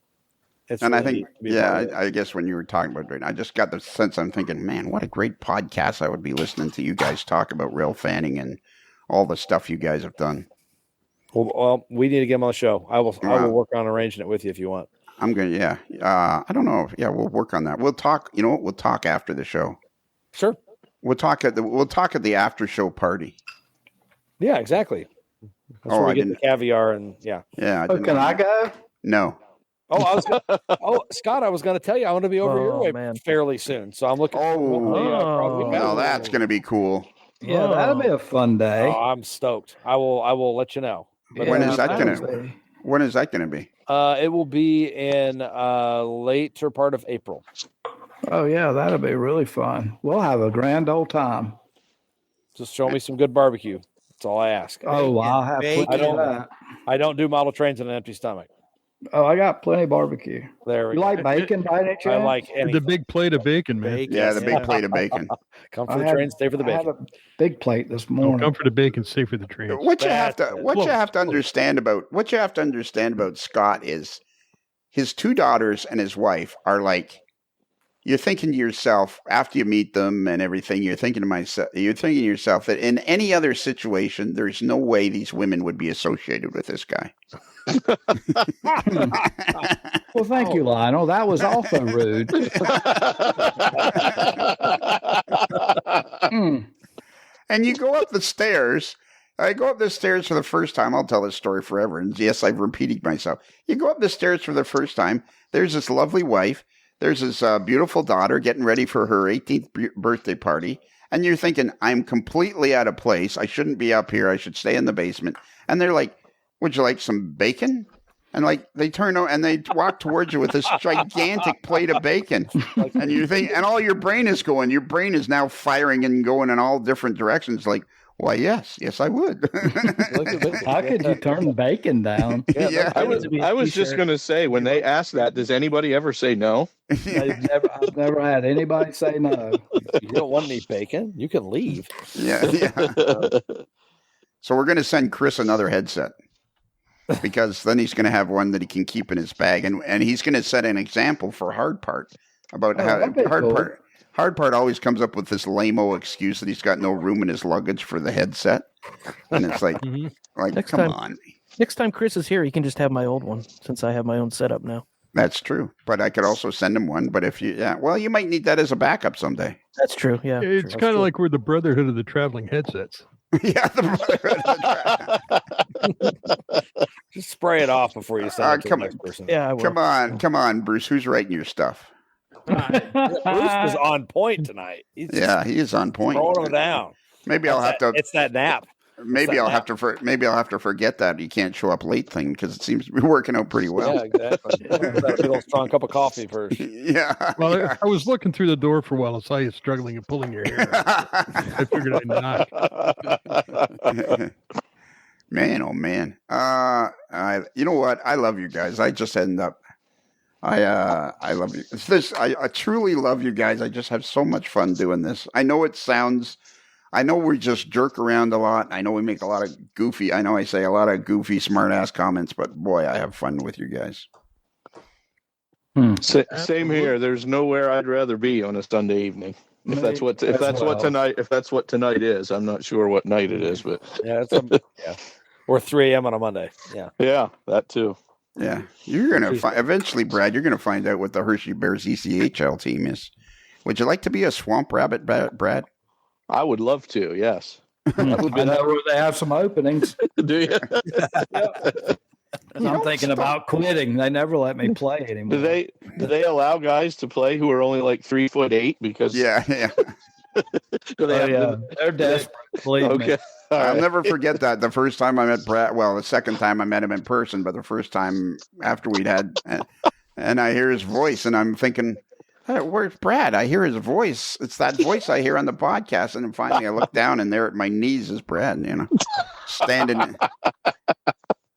He looks like one of the munchkins from The Wizard of Oz. Oh, man. Oh, Well, he sounds like Bum, bum, bum, bum, bum, bum. he sounds like he sounds a lot taller in person. And everybody on the podcast. and on the podcast. Brad Alumpa. Yeah, Brad Alumpa. All right, this is on the free channel. Kelly, can you give out our email address? Lionel. Yeah. Yeah. Are we going to continue with Oh, yeah. Mr. Jingles Aviation Corner? Yeah, absolutely. Let's not forget that we also have our new feature called Mr. Jingles Aviation Corner whenever he's available. wow. Go for it. This is something you really got your sinking your teeth into, isn't it? Absolutely. Dateline, March 11th, 2024. A LATAM Airlines Boeing 787 Dreamliner plunged over 500 feet suddenly. And now it comes out this week that they believe it was caused by the seat going forward being pushed by a flight attendant, forcing the seat to go into the yoke and turning the autopilot off and then forcing the plane into a steep descent. Wow. So Boeing has now issued a directive to check the seat latch or the seat, what is it called? The seat switch on the back of the seat. And because there's a short in the back of the seat now that can cause this seat to go all the way forward, much like your automobile seat. If your mother who's 5 foot needs to put their seat all the way forward, and it will cause the seat to bump into the yoke, and then the 787 plunges south or down. So that's your aviation corner. Man, Boeing's had a rough couple months, haven't they? They Jeez. have. That was a good one because that was only a minute and 14 seconds. So you're getting. I them try to down. keep it quick. Yeah, I try Yeah, to that's keep it good. I quick. like that. That was good. And I will tell you that my pilot friend, I told him that I'm doing an aviation corner, and he told me, you doing an aviation corner is like me doing an orchestra corner. Yeah, that's not even So, close. you Yeah, know, you tell he's- your, yeah, you he's- tell your, he- you tell him he's not even in the same ballpark, buddy. Yeah, I He's- will. I will. Yeah, there's So no way. it pissed him off so much that I found a picture of him in his uniform with me in the picture, and I made a shirt that says Mr. Jingles Aviation Corner. So I'll be giving him that shirt this week. Oh yeah, how you coming with my other shirts? We were gonna do more shirts for me. Yeah, I'm gonna get you a shirt. I understand, but I would like to pick out the color. Okay. Send me the color. Send me the link so I can look. I'll at send you the shirts. link of the shirts, and then you tell me what color you want. There you go. I love you like a brother. So don't be mad at me when I finally do get to one of your concerts. Man, I'm already starting to get a Sweat. little nervous about that. Yeah, I would be. yeah. I would be. Yeah, when you start You'll seeing those, particularly enjoy when he starts going at you with the cowbell. yeah, you start No, seeing those. no. I'm very. What people need to know about me is like I understand where I fit in this particular. So it will be very discreet, but at a particular moment, all I'm going to do is go, David. And just so he knows that we're out there, and I didn't let him down, and I actually did something. Wow. Oh yeah, he did Li- something all right. Oh, man. Lionel, you got to be very careful because those audiences at the concert like that they can turn really mean if someone does stuff like that. I already practiced on my my psychiatrist. She is a world-class psychiatrist in the psychosocial oncology field, and she does many speaking engagements around the world. But she did one in Toronto about 2 or 3 months ago, just before Christmas, and I happened to be in the Toronto area. Well, I made myself in the Toronto area. And so she was given this very important discussion speech about psychosocial oncology and blah, blah, blah, blah, blah. And there was when she paused to, turn the page or move on to her next subject, I just went, "Go, Madeline." Wow. Oh, God. I bet that went over really well. Just do it. Just make sure you do it when everybody's clapping, or else See, I may not have a job the next day. Or I right just up there with Kelly telling Al Bundy jokes to the head of or you know what? Or you know Go what? up to the music director and say, "Hey, David said you were a real asshole." Yeah. Or I just won't do it at all. You're gonna have to pick one or the other. Yeah, well, I'll wait and see. Yeah. You can't have it both ways. And I have a lot more leeway with my psychiatrist than I do with you, because there's really nothing she can say other than I'm crazy. And I'm like, okay, I think we all agree on that. And then mission accomplished. Yeah, exactly. All right, Kelly. Oh, first off, just so we can clear it up and make sure we're all on the same page. Have you been to the Scale Trains world headquarters? I have. Yep. So they had. Go ahead. And when you were there, did you notice if they had any scale train or not scale train? Never mind. All right, what were you going to say, Chris? I'd say they had an open house back in the fall, so I went to it then. It was really cool. Rapido Trains. Your fast track to model rubbering fun. If it's N, if it's H-O, the fast track is Rapido.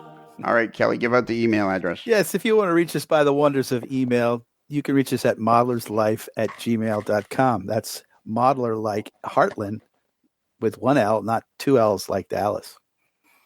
Oh, Nice. That was good. That was pretty good. I like that one. That was a really good save too. There, when you forgot about the one L and then tacked it onto the end, it was really natural. Well, you could do it both. You could do it both ways. It's sort of that was well played. catch you off guard. Yeah. Yep. I'm sending you a new headset. Well, you can do that if you want. This one's irritating the crap. Actually, I'm going to use you as a test bunny and let's see if we can get you something a little better. Oh, okay. Well, okay, but you're an important part of the show. I know. I add the jocularity. Okay. Can you spell that? Can you spell that? What I need a Father dictionary.com, jocularity. Yeah. What does that mean? Okay. Yeah, jocularity. And if you didn't catch that email address, if you go to our website, ModelersLife.com, and if Scooter could be just stop banging for like 5 minutes, if you go to our website, ModelersLife.com, ModelersLife.com, there's an A in there, ModelersLife.com, and scroll down just a little bit on the webpage and to the picture of the moderately agitated mail boy in a particularly agitated state, and just click on that picture. Boom, the email address is already filled in. Chris, can I ask you a question? Please do. Have you ever wanted a T-shirt with a hot dog on it? I have. Yeah, it's long been a dream of mine to have one. If you go to Midwest Model Railroad and their URL is midwestmodelrr.com and go across the navigation bar to other and click on the drop-down menu, you'll see the AML shop. And in there is a plethora, a wonderland of AML merchandise, hats, hoodies, T-shirts, mugs, and in there you'll find a T-shirt with a hot dog on it. Sounds amazing. I'll have to check it out. Yeah, and speaking of T-shirts, for those of you, if this is on the free channel, and for those of you, if you've enjoyed this and you'd like twice as much podcasting a week, you can go to our Patreon. Just click on our Patreon link on the same front page of the website, and for just a few cents a day, you can have twice as much podcasting a week. You can have our free channel and you can have our Patreon channel, which is kind of like sitting on the front porch with Barney and Andy and Aunt B after having a good Sunday night dinner, or any other situation that you enjoy. And there's 2 levels. You can either just have the regular Get Your Podcast, or you can go to the next higher level for a few more cents a day and be entered in what the game show that's basically sweeping the nation. Hey dude, where's my shirt? Or when will I get my T-shirt? Because every year you get a T-shirt that is only available to Patreon members. That's the key. Plus you'll get a whole bunch of stickers. Plus there's other stuff as the years go by, we're gonna send you in their swag bag. We got all the stickers because it was make no doubt about it. It was the AML Nation that created the sticker craze that's sweeping the nation. We did it first. That we did. That we did. Let's see what else do. Oh yeah, and the other thing that I really want to emphasize, and this is huge, you cannot. Other podcasts might try to do it. Other people might say they're doing it, but the only place you can get it. Accept no imitations. The AML Nation is authentic model railroad gibberish. And darn proud of it. Exactly. Yeah. Accept no imitations. We are the only ones that deliver authentic model railroad gibberish. Satisfaction guaranteed. Yeah, satisfaction guaranteed. Often imitated, never duplicated. There you go. And that's it. That's your new job, Brad. Don't forget that. What's my job? Well, I'm saying awfully. Often, okay. We got to record that individually because I like that. Okay. All right. I think that's it. Have we covered everything, Bruce? Yeah. I'm trying to cut these Monday shows down to a little bit shorter time, but I'm not having any luck. This one again almost reached 2 hours. There's too much. Everybody that's on this show is too interesting. It's too much fun to talk to people. It's just fun. I really mean that. You guys are I am so lucky to have this podcast. Like I've often said, I don't care how it started. I don't care how it continues. I'm just glad I got to be part of it. It is unbelievable how quick 2 hours goes by when you're doing this, isn't it? That's it really is. Yeah. It is a lot of fun. It goes really fast. Yep. I was just thinking about that. Yep. And that's it. I think we're done. Are you ready, Chris? I'm ready.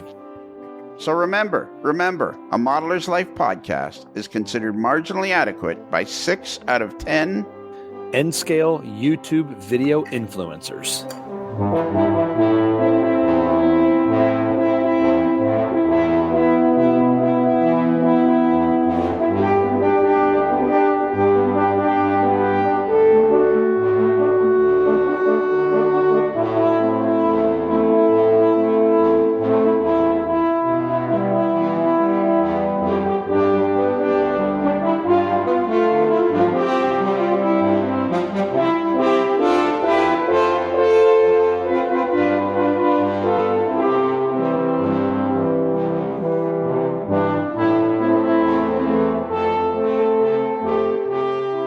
A Modeler's Life is sponsored by Big Ass Maine Potatoes. If you've got a Maine potato, you've got a big ass. It's another Lincoln Homer.